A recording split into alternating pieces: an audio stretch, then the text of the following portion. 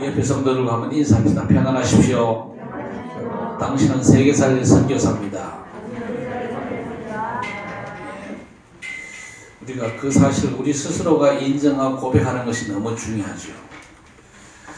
하나님께서는요, 우상 동네에 살던 아브라함을 불러가지고 복의 근원으로 삼겠다 분명히 약속하셨거든요. 그런데 그 약속은 아브라함의 영적인 후손된 저와 여러분에게도 똑같은 축복을 주신 줄 믿습니다. 그래서 여러분이 복의 근원이라는 사실에 익숙해져야 되는 겁니다. 자, 그런데 오늘 본문에 보니까 어려운 사람을 도우라는 말만 있지 네가 잘되라는 얘기는 없습니다. 왜 그러냐? 우리 하나님께서 처음부터 여러분의 조건과 상관없이 복을 주시겠다는 겁니다. 그래서 이 어려운 사람을 도우라는 것도 단순하게 구제라는 말씀이 절대 아니거든요. 저와 여러분이 어떤 사람입니까? 복의 근원 응답을 먼저 받았거든요. 그래서 하나님께서 이스라엘 백성들에게 어려운 사람을 무조건 도우라고 지시하시는 겁니다. 그 지시 속에는 뭐가 들어있습니까? 도울 힘을 하나님이 주시겠다는 약속이 포함되어 있는 줄 믿습니다. 많은 분들이요, 어려운 사람을 도와라. 그럼 마음에 딱 부담만 갖지 그 뒤에 주어진 하나님의 절대 약속, 그 약속을 안 믿는 겁니다. 그래서 문제가 되는 거죠. 창세기 12장 1절 3절 말씀 보니까 아브라함에게 무조건 복 주고 너로 인해서 모든 민족 복 받도록 복의 근원될 걸 말씀하셨습니다. 우리 하나님께서는 구원받은 성도 여러분을 통해서 고통당하는 세상을 살리기를 원하시거든요. 그래서 오늘 14절에 곤궁하고 비난한 품꾼은 너희 형제든지 내 땅 성문 안에 우거하는 객이든지 그를 학대하지 말라 그랬습니다. 우리 성도들은 언제든지 사람을 돕고 살리는 위치에서 살아가야 될 것입니다. 특히 어떤 사람도 존중하라는 거지요. 아무리 이상한 행동을 한다 할지라도 사람은 사람이기 때문에 그렇습니다. 그 어떤 사람도 하나님의 형상 가진 아주 존귀한 존재거든요. 그래서 사람에 대한 잘못된 인식과 선입견 이런 것 때문에 우리들이 손해를 많이 보거든요. 어떤 사람이든지 존중하라. 이게 잘 안 되는 경우가 참 많잖아요. 그리고 오늘 본문의 품꾼이 누굽니까? 일용직 노동자를 말하잖아요. 그리고 객은요, 외국인 노동자를 말하는 겁니다. 이런 사람들을 인격적으로 대하고 억압하지 말라는 겁니다. 여러분, 세계 현장을 보면요, 아랫사람이나 약한 사람들을 함부로 대하는 문화가 있는데 가나안에도 마찬가지였습니다. 그래서 레위기 19장 13절에 보면 너는 내 이웃을 억압하지 말며 착취하지 말며 품꾼의 삭슬 아침까지 밤새도록 내게 두지 말며 그랬습니다. 이 일을 시켰으면 대우도 확실히 하라 그 얘기입니다. 그래서 15절에 품삭슬 주되 하루를 넘기지 말고 그랬습니다. 일 마치면 바로 주라는 겁니다. 하루 벌어가지고 먹고 사는 사람들이 많다는 거죠. 안타까운 게 뭐냐? 세상은요, 힘으로 누르고 통제하는 것을 당연시 여깁니다. 그래서 지금 러시아가 우크라이나를 공격을 했잖아요. 우크라이나를 위해서도 좀 기도해 주시길 바랍니다. 그래서 그게 뭡니까? 사단이 지배하고 있다는 증거되는 거거든요. 하나님의 나라 원리는 그런 게 아닙니다. 사람을 대할 때 하나님의 방법으로 사람을 대하는 게 훨씬 더 낫다는 걸요, 여러분이 날마다 확인할 수 있게 되기를 바랍니다. 복음이 들어간 선진국의 문화는요, 사람을 존중하는 문화가 발달되어 있습니다. 여러분, 지방 최고의 명문 학교가 어느 학교입니까? 고등학교 가운데. 예? 지방 최고의 명문 고등학교라고 할 수 있는 학교가 어디냐? 거창고등학교에 있습니다. 거창고등학교. 이 서울대학 진학률도 굉장히 높고요. 그런데 그 거창고등학교 특징이 뭐냐? 펜스가 없어요.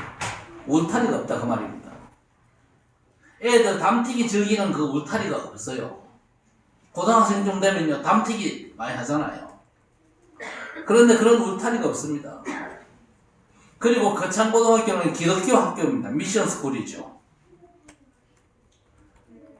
많은 미션 스쿨들이요, 예배 채플에 참석 안 하면요 벌점 주고 그러는데 거창고등학교는 그런 벌점 주는 것도 아니에요. 그런데도 그 예배에 98% 이상이 참석을 한답니다. 왜냐? 제대로 가르치기 때문에. 사람의 소중함을 제대로 가르치고 내가 소중한 사람임을 안다면요, 이 자긍심과 자존심, 이 때문에 함부로 저속한 행동을 안 하는 거죠. 그래서 에베소 6장 9절 말씀 보니까 상전들아 너희도 그들에게 이와 같이 하고 위협을 그치라. 이는 그들과 너희의 상전이 하늘에 계시고 그에게는 사람을 외모로 취하는 일이 없는 줄 너희가 알미라 그랬습니다. 골로새서 4장 1절에도 상전들아 의와 공평을 종들에게 베풀지니 너희에게도 하늘에 상전이 계심을 알지어다 그랬습니다.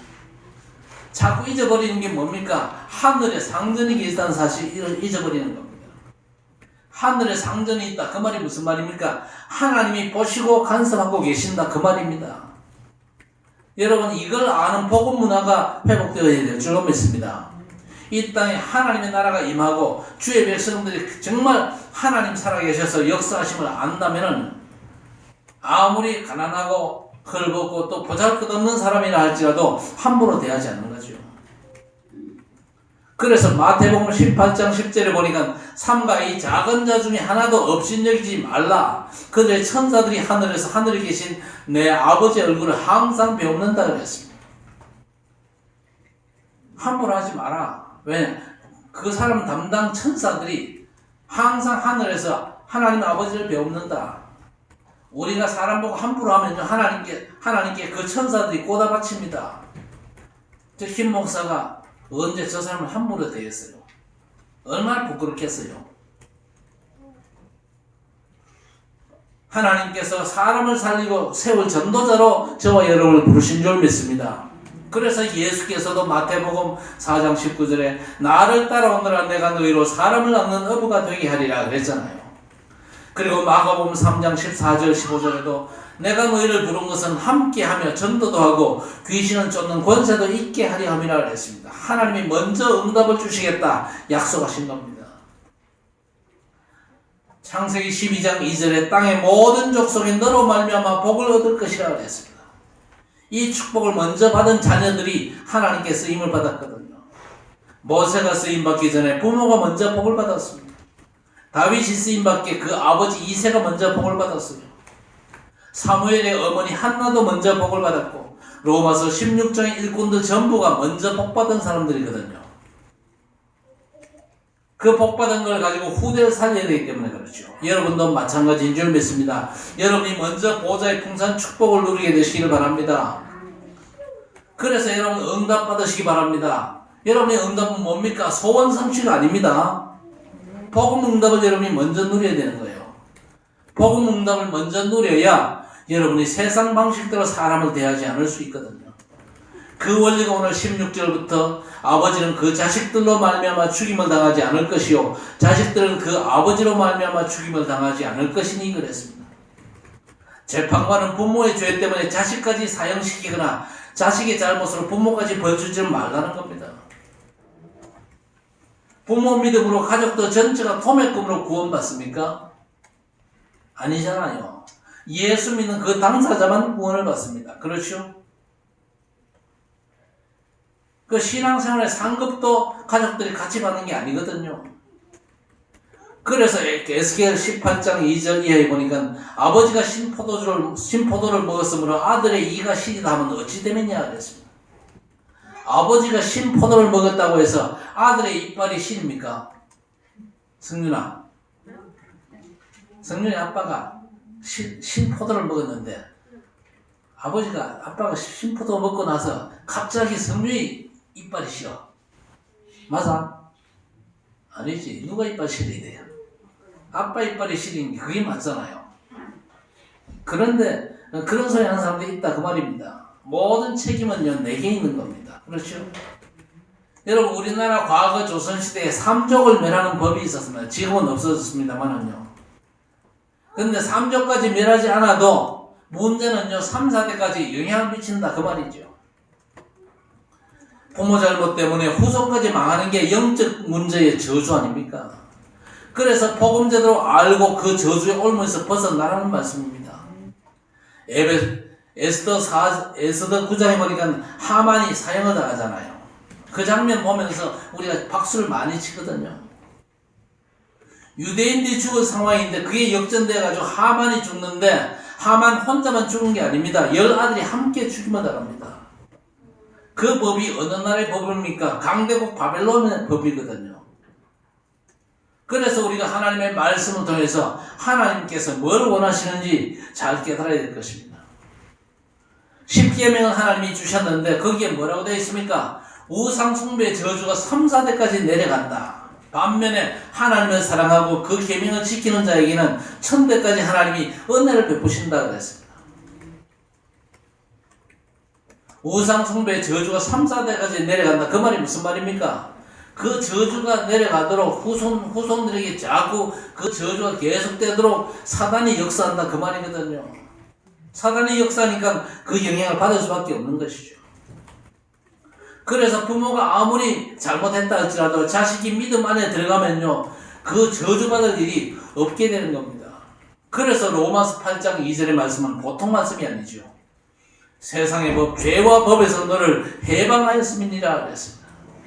그리스도 예수 안에 있기는 절대 정죄가 없다 그랬습니다. 예수 그리스도의 생명의 성령의 법이 죄와 사망의 저주 카테고리에 묶인 데서 완전 벗어나게 하신다 그 말입니다. 여러분, 과거에 여순 반란 사건이 있었잖아요. 그 여순 반란 사건인데 유명한 손양원 목사님 두 아들 동신이와 동인이를요, 이 좌익분자가 죽였잖아요.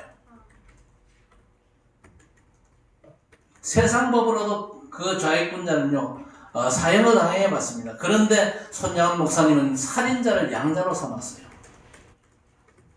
사람들이 박수치면서 이야, 그 사람 완전 성자네, 그렇게 말하죠. 그러나 그 목사님도 창세기 3장 아담의 후손이잖아요. 어째 그게 가능합니까? 여러분 같으면 그렇게 하겠습니까? 저는 못할 것 같아요.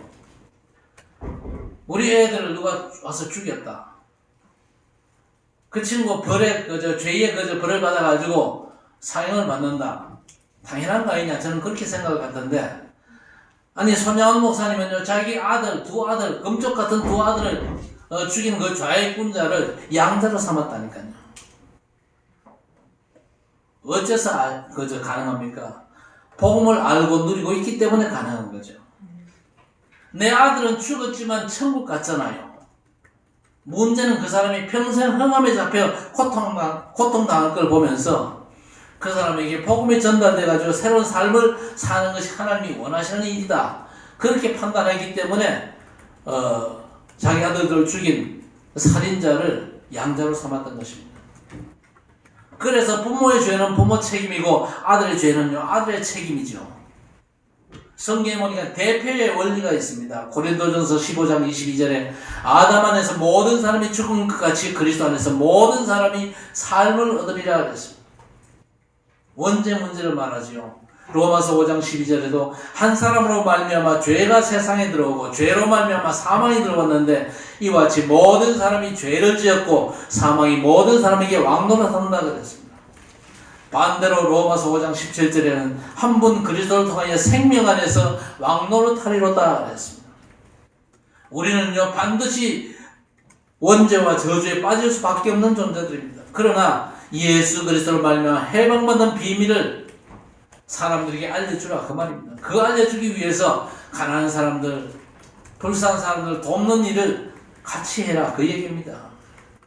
그리고 부모와 자식을 도매금으로 취급하는 건 하나님이 원치 않거든요. 이상한 부모를 만난다 할지라도 너는 하나님의 은혜로 복된 사람 되라 그 말입니다. 아브라함을 믿음의 조상으로 부르셨는데 앞만 봐도 그게 하나님의 뜻이구나 싶잖아요. 아브라함의 부모는요, 완전 우상숭배하는 집안이었습니다. 그런데 그 당시에 믿음의 조상으로 부르려면요, 차라리 아브라함보다는요, 욥을 부르는 게 훨씬 더 나아요. 두 사람이 같은 시대 사람인데 욥은요, 동방의 의인이다 그랬습니다. 하나님께서 아브라함에게 본토 친척 아비 집을 떠나가지고 더 이상 이 저주의 삶을 살지 말라고 불러내셨죠. 요셉도 인격이 훌륭한 게 아니지요. 하나님이 함께 하시는 축복의 비밀을 누렸던 것입니다. 열왕기하 14장에 아마샤라는 왕이 있습니다. 아버지를 죽인 죄인을 재판하면서 어떻게 했습니까? 부친을 암살한 죄수를 사형시키면서 자식들의 죄를 전혀 묻지 않는 걸 볼 수 있습니다. 그냥 자식을 살려준 게 아니고 너희는 아버지의 그 저주를 더 이상 대물림하지 말라, 그 얘기입니다.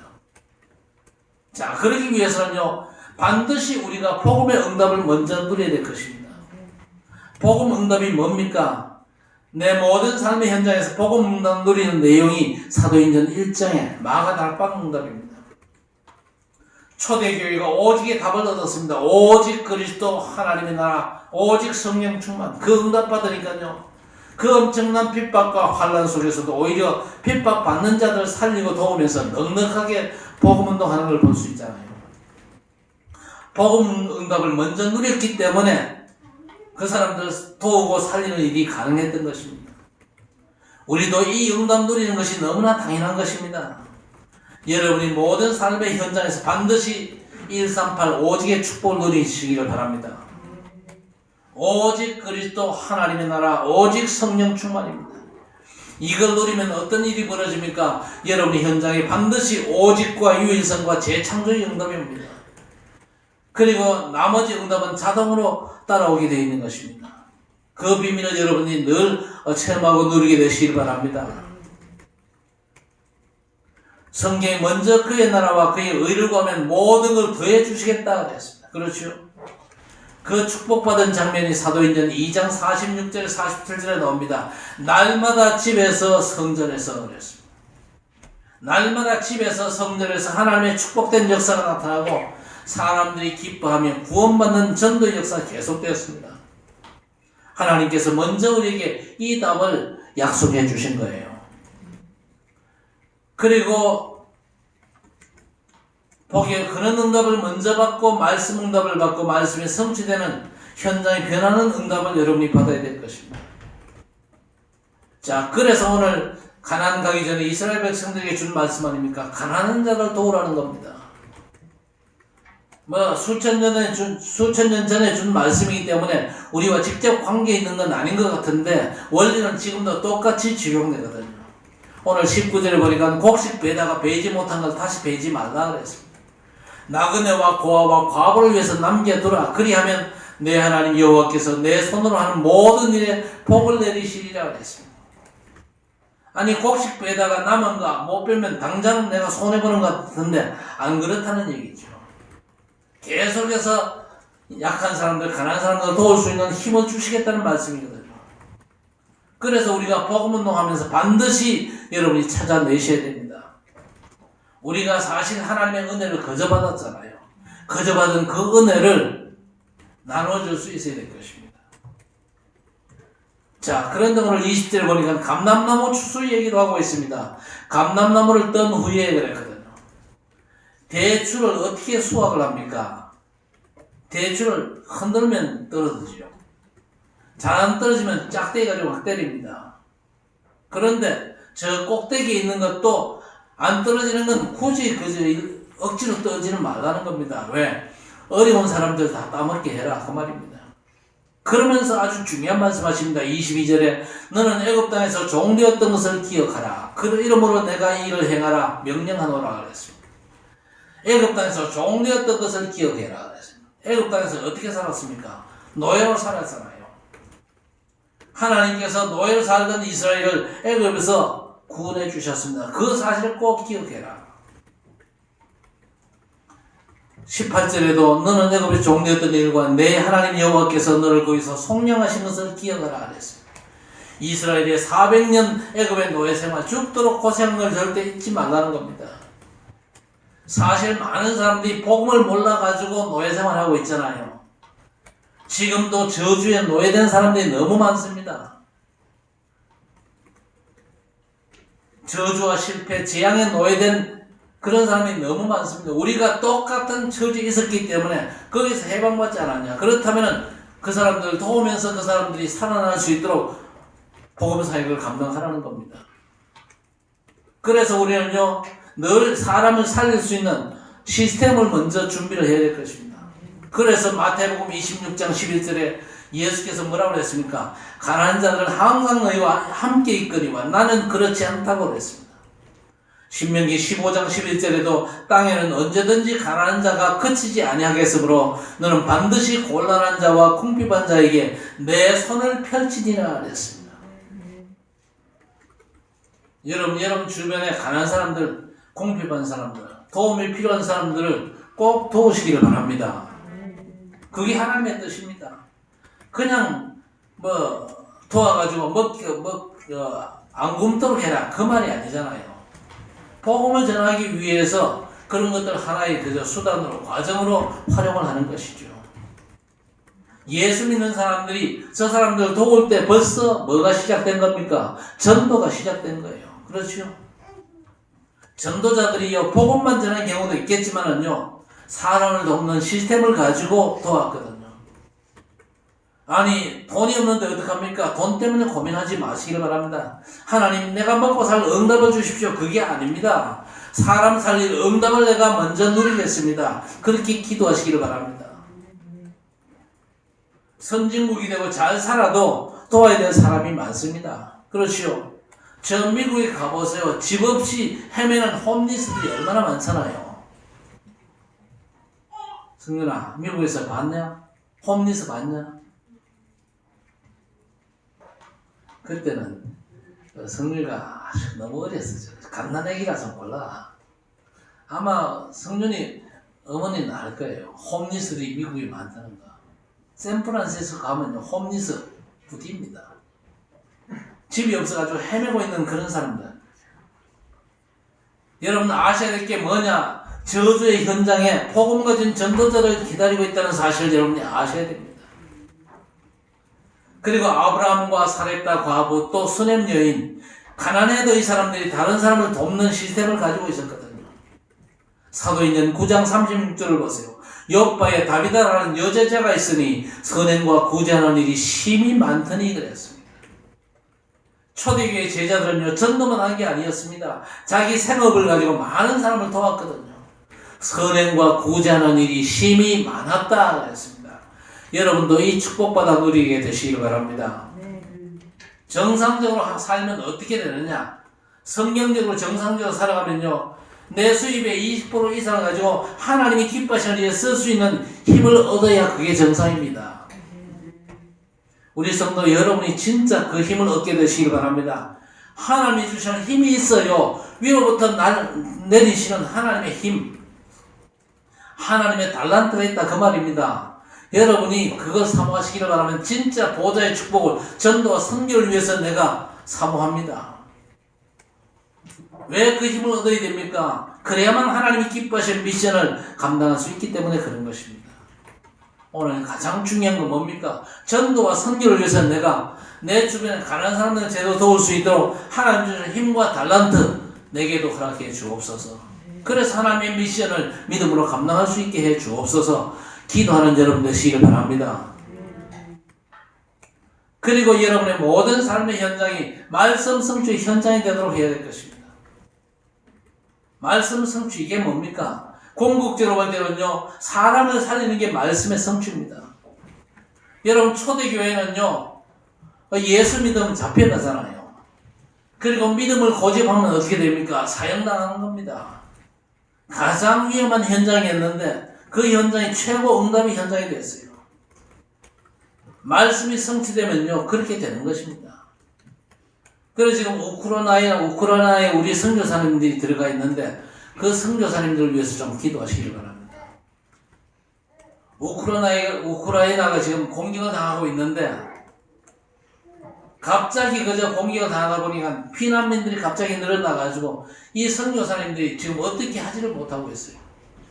그야말로 보좌의 축복으로 그 선교사님들을 하나님께서 지키시고 탈출해야 될 상황이면 탈출할 수 있도록 그 우크라이나에서 계속 복음 사역을 감당해야 될 하나님의 뜻이 있다면 상하지 않고 잘 감당할 수 있도록 여러분 진짜 기도하시기를 바랍니다.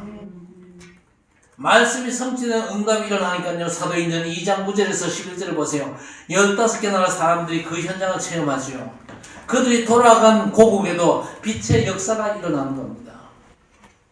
그리고 사도행전 8장은요. 사마리아는 저주의 땅이거든요. 사람들이 외면하고 소외된 지역입니다. 한도 많고 가난과 정신병 또 불치병도 많습니다. 그런데 그 동네에 빛의 복음이 빌립을 통해서 비춰지니까 살아난 역사들이 일어났어요. 우리가 그 축복을 누릴 수 있어야 될 것입니다. 사도행전 6장에 보니까 교회는요 사람 살리기 위해서 존재하는 기관입니다. 그래서 말씀과 기도에 전무하는 것이 바로 교역자의 미션이거든요. 그걸 위해서 우리 모든 중직자들이 올인하고 뒷받침하는 게 중요하거든요. 안디옥 교회에 환란이 닥쳐도 말씀이 성취되고 선교하는 교회가 됐습니다. 그리고 사도행전 17장과 18장, 19장에 회당 얘기가 나와 있습니다. 회당은요 이스라엘에만 있는 게 아니죠. 이스라엘이 세계로 흩어져 가지고 유대인들이 모이는 곳이 회당입니다. 그 회당에 말씀이 성취되니까 후대를 살리는 축복의 장소가 된 것입니다. 자, 오늘 본문에 보니까 처음부터 끝까지 내 이웃의 가난한 자들을 도우라는 얘기밖에 없어요. 여러분, 우리는 하나님의 절대 주권을 인정해야 될 것입니다. 하나님, 제 형편은 아시잖아요. 하루하루 사는 게 너무 힘든데요. 여러분, 그 불신앙에서 벗어나시기를 바랍니다. 하나님께서 우리를 구원하실 때에 완전한 축복의 사람으로 부르셨거든요. 당연히 여러분에게 이미 주신 그 응답의 축복을 찾아내야 될 것입니다.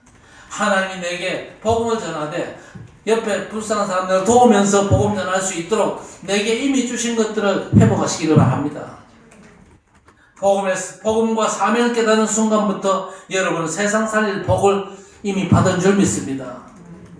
오늘 본문을 잘못 읽으면요 복지사업하라 그 말로 잘못 이해할 수 있는데 그게 아니지요. 교회는요 어려운 사람 돕는 그런 기관이 아닙니다. 구원사에 하는 기관이거든요. 그런데 우리 성도들이 어려운 사람을 돕는 건 너무나 당연한 겁니다. 왜 당연합니까? 벌써 말씀드렸잖아요. 여러분 수입에 어려운 사람을 도울 부분을 하나님이 포함해가지고 주셨다는 걸 여러분 인정하시고 그 축복을 누리게 되시기를 바랍니다. 아멘 안 되죠. 어떤 분은요 수입이 많아도 늘 쩔쩔 매는데 어떤 분은 수입이 작아도 늘 돕고 삽니다. 여러분 반드시 찾아내야 됩니다. 나만 먹고 사는 건 하나님의 뜻이 아니에요. 복음 때문에 옆에 가난한 사람들, 불쌍한 사람들을 돕는 것은요 성도가 당연히 해야 될 부분입니다. 하나님이 주신 몫을 찾고 전도를 위해서 돕는 일들을 오늘부터 감당하시기를 바랍니다. 그러면요 여러분에게 세계 살릴 경제의 축복이 오게 될 것입니다. 오늘 먼저 성령하신 것을 기억해라 그랬습니다. 먼저 우리가 재앙과 저주에서 구원받았잖아요. 그 절대 잊어버리지 마라. 아직도 재앙과 저주 속에 고통당하는 그 사람들을 물질적으로도 도우면서 그 사람들을 건져내는 복음을 증거하는 전도자로 살아가라. 하나님이 먼저 우리를 구원하셨거든요. 당연히 우리는 모든 사람을 살리고 도우며 전도운동 하셔야 될 것입니다. 여러분은요 이미 복받은 사람이거든요. 복받은 줄 믿으시기 바랍니다. 이미 주신 그 축복을 내가 찾아내가지고 전도를 위해서 선교를 위해서 그 이미 주신 그 축복을 잘 사용할 수 있도록 하나님 내게 지혜 주옵소서. 그렇게 기도하시기 바랍니다. 오늘도 우리 모든 성도 여러분이 말씀 따라가다가 최고의 응답받게 되시기를 주의 이름으로 간절히 축원합니다. 하나님 감사합니다. 어려운 사람 도울 수 있는 하늘의 힘과 재능을 더해 주시옵소서. 그래서 사람을 돕고 살리는 전도자의 미션을 잘 감당하는 우리 학정제자들 되게 해 주옵소서. 주변에 가난한 사람들이 많습니다. 하나님께서 먼저 우리를 구원해 주셨습니다. 하나님께서 먼저 속량하신 것을 기억하라고 말씀하셨습니다. 그 말씀을 붙잡고 우리가 먼저 구원받은 이 축복을 알고 구원받은 축복 속에 하나님께서 이웃 사람들을 돕고 살릴 것을 준비해 주셨다는 것을 알게 하시고 그 준비해 주신 몫을 찾아서 온전히 감당하는 축복의 전도자들이 되게 해 주옵소서. 예수님의 이름으로 간절히 기도드리옵나이다. 아멘. 하나님 아버지 감사합니다. 하나님께서 구원만 주신 것이 아니고 이 땅을 살아가면서 전도자의 귀한 미션을 감당할 수 있도록 하나님께서 필요한 부분을 저들에게 허락해 주신 줄 믿고 감사를 드립니다. 그 부분을 전도위에서 이웃을 돕고 살리는 귀한 사역에 온전히 헌신할 수 있도록 하나님 역사해 주시고, 감당할 때마다 더 큰 응답과 축복으로 풍성케 하셔서 세계 살릴 복음의 빛의 경제를 하나님께서 주의 백성들에게 주실 줄 믿습니다. 주의 백성들의 모든 삶을 하나님께서 축복하시고, 주의 백성들의 삶이 하나님의 그 전능하신 능력의 손에 붙잡히게 하시고, 하늘 보좌의 축복 속에서 하나님의 뜻을 감당하는 복된 성도들이 되게 해 주옵시기를 원합니다. 이 예물이 쓰인 곳곳마다 하나님의 영광이 나타나게 하시고, 복음이 증거되게 하시고, 또 제자들이 세워지게 하시고, 렘넌트들이 세워지는 귀한 역사가 있도록 은혜를 비워 주시옵소서. 주의 백성들의 모든 삶이 하나님의 손 안에서 하나님이 축복하시는 삶이 될 수 있도록 우리 아버지 하나님 역사해 주옵소서. 예수님의 이름으로 간절히 기도드리옵나이다. 아멘. 인생 모든 문제 해결자 우리 구주 예수 그리스도의 은혜와 하나님 아버지의 독생자를 아낌없이 내어주신 그 무한하신 사랑하심과 성령님의 내주 인도 역사 교통 충만 위로하심의 은총이 이제 그야말로 우리가 먼저 속량하신 것을 잊지 않고 복음과 전도 선교를 위해서 우리 이웃들을 돌아보면서 가난한 자들, 어려운 자들을 돕는 그 일에서부터 하나님의 인도받으며 하나님 주신 몫을 가지고 그 일을 감당하면서 전도자의 미션을 온전히 감당하기로 다짐하는 모든 언약의 백성들 머리마다 영원토록 함께 있을지어다. 아멘.